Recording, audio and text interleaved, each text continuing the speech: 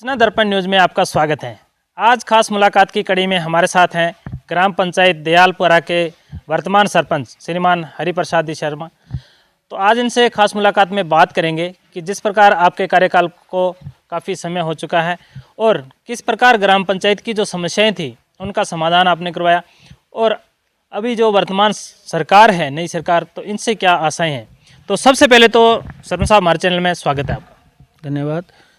सबसे पहले आपके सभी चैनल के दर्शकों को हार्दिक शुभकामनाएं, बधाई। और बिल्कुल सरपंच साहब, जिस प्रकार अगर बात करें, आप सरपंच पद पे आए हो, तो सबसे पहले तो अपना जो राजनीतिक परिचय है उससे अवगत करवाएं। राजनीति तो 20 साल से राजनीति में सक्रिय हूँ मैं, और कार्यकर्ता के रूप में भाई जनता के लोगों के काम है जो मेरे से संभव है, जो भी आया जैसी भी हो संभव है, सबके कामों में भागीदारी बनना, सहयोग करना, दुख दर्द में समस्या में उनके बराबर खड़े रहना, जो आप हमारे से बनी वो सब में शामिल होना। सरपंच साहब, बिल्कुल जनता ने आपको जिस प्रकार आप पे विश्वास जताया और एक सरपंच पद की जिम्मेदारी दी, पद पे आने के बाद में आपके सामने ऐसी कौन सी समस्याएं आई जिनका आपने समाधान करवाया? ग्राम पंचायत में ऐसी कौन कौन सी समस्याएं थी? सबसे मुख्य समस्या तो स्वच्छता की थी, गंदे पानी की। वो हमारे यहाँ रेगरू के मोहल्ला है, 80 का मोहल्ला है, वहाँ 40-50 साल से उनके वहाँ पर बहुत भयंकर समस्या थी। मोहल्ले में वहाँ रहना, बीमारियों मतलब वो गंदा पानी इकट्ठा रहता था, मच्छरों से और से भांत भांत की बीमारियों का फैलना और परेशानी थी, सब बेचारे परेशान थे। तो वो उसका समाधान कराया, उसकी खुशी भी है हमें कि चलो हमारे कार्यकाल में उसका निदान हुआ, समाधान हुआ। और हमारे ग्राम पंचायत का गांव है पांडोराई है, वहाँ पर भी गंदे पानी की बहुत बड़ी समस्या थी। वहाँ पर भी हर संभव हमने प्रयास किया और लगभग समस्या का समाधान भी कर दिया। पानी निकासी की है, सड़क का है, और है जो भी। तो स्वच्छता हमारा सबसे पहला मुद्दा स्वच्छता ही रहा। बिल्कुल, यानी कि जहाँ भी ग्राम पंचायत के जिन जिन क्षेत्रों में जो गंदे पानी की जो सड़कों पे जो था वातावरण, उसको मतलब शुद्ध करने में और उसको निकासी के लिए आपने काफ़ी प्रयास किया। तो सरपंच साहब, अगर बात करें शिक्षा के क्षेत्र में आपका क्या योगदान रहा? शिक्षा में तो देखो, हमने बार बार विधायक जी से भी मिले और मंत्री जी से भी मिले।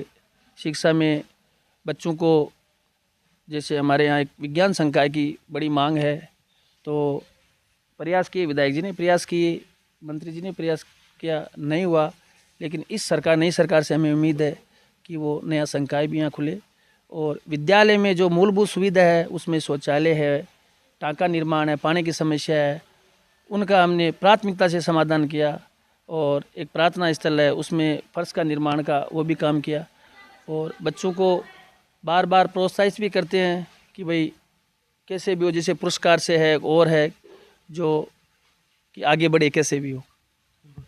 अधिकतर सरपंच साहब, हमने देखा है कि जैसे ग्राम पंचायतों में जिस प्रकार पेयजल की सुविधाओं का काफ़ी अभाव रहता है, आपके कार्यकाल में जनता को इन सुविधाओं का लाभ किस प्रकार में? बिल्कुल, फिलहाल मैं ये कह रहा हूँ कि डीडवाना पंचायत समिति में मेरी एक ग्राम पंचायत ऐसी है, मैं दावे के साथ कह रहा हूँ कि पूरी डीडवाना पंचायत समिति में मेरी ग्राम पंचायत ऐसी है जहाँ वर्तमान में पानी की कहीं भी समस्या नहीं है, 1% भी पीने के पानी की समस्या नहीं है। चाहे वो ट्यूबवेल के द्वारा जहाँ पहुँचाना है, और जो नहर का पानी है उसकी भी एकदम विधिवत सप्लाई हो रही है। और बाकी जो ढाणियाँ वंचित है उनके भी वर्क ऑर्डर हो गए हैं, उनमें भी लाइन डलना शुरू हो जाएगी। लेकिन गांव का सप्लाई का पानी है ना, हर ढाणी तक पहुंच रहा है लगभग। एक बात करते हैं, जिस प्रकार कि अपने ग्राम पंचायत में जिस प्रकार महिलाओं की भी अहम भूमिका रहती है, तो बालिका शिक्षा और महिला रोजगार के प्रति आपके क्या योगदान रहा? देखो, सरकार की जितनी भी, राज्य सरकार की है, केंद्र सरकार की जितनी भी योजनाएं है जो महिलाओं बच्चियों से संबंधित है, उनका हमारा गांव का व्हाट्सएप ग्रुप भी बना है। बार बार समय समय पर सबको जानकारी दी जाती है उसके बारे में। और जो हमारे से जो जैसा भी समाधान हो, तो 24 घंटे हमारे दरवाजे खुले हैं सहयोग के लिए, हर प्रकार से सहयोग के लिए। अगर बात करें सरपंच साहब, क्योंकि अपना जो इलाका है ये ग्रामीण क्षेत्र है, अधिकतर किसान निवास करते हैं, तो किसानों के हित के लिए आपके क्या प्रयास रहेंगे या किस प्रकार की योजना?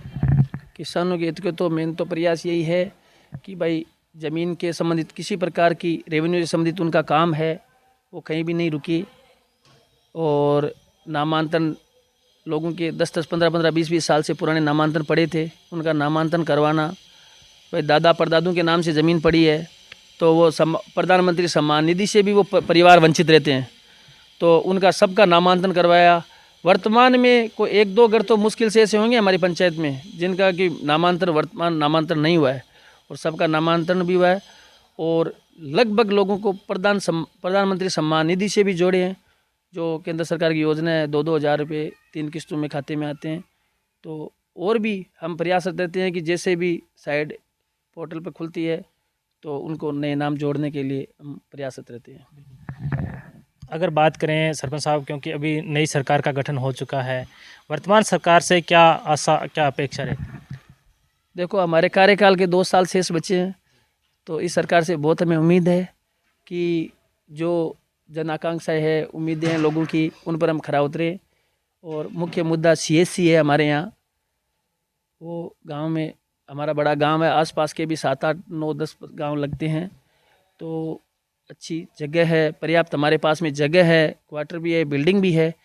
तो प्राथमिकता रहेगी स्वास्थ्य की, शिक्षा की, ये हमारी आने वाले समय में प्राथमिकता रहेगी, और सरकार से बहुत उम्मीद है हमें। सरपंच साहब, काफ़ी लंबे समय से राजनीति में आपकी जो सक्रिय भूमिका रही है, अगर कोई पार्टी लेवल पे आपको कोई बड़ी जिम्मेदारी मिलती है तो भविष्य में क्या वो तो कार्यकाल पूरा होने के बाद में देखा जाएगा, जो पार्टी जिम्मेदारी देगी उसको निभाएंगे। और क्या। तो सर, हमारे चैनल के माध्यम से यहाँ की आपकी ग्राम पंचायत की जनता को नव वर्ष की और गणतंत्र दिवस की क्या शुभकामनाएं? यही शुभकामना देना चाहता हूँ मैं मेरे पूरे पंचायत परिवार को कि सब खुश रहे, स्वस्थ रहे, और हमारे लायक किसी प्रकार की कोई काम हो तो 24 घंटा हमारे दरवाजे खुले रहते हैं उनके लिए। हर प्रकार से हम प्रयासरत रहेंगे। बहुत बहुत शुभकामनाएं, बधाई। बिल्कुल। तो ये थे हमारे साथ ग्राम पंचायत दयालपुरा के वर्तमान सरपंच श्रीमान हरिप्रसाद जी, जिन्होंने बताया कि ग्राम पंचायत में काफ़ी समस्याएं थी जिनका समाधान लगभग हो चुका है, और आने वाली जो अभी वर्तमान सरकार है उससे भी काफ़ी आशा और अपेक्षा है। तो सरपंच साहब, हमारे चैनल में 10 मिनट टाइम देने के लिए बहुत बहुत धन्यवाद। थैंक यू, धन्यवाद।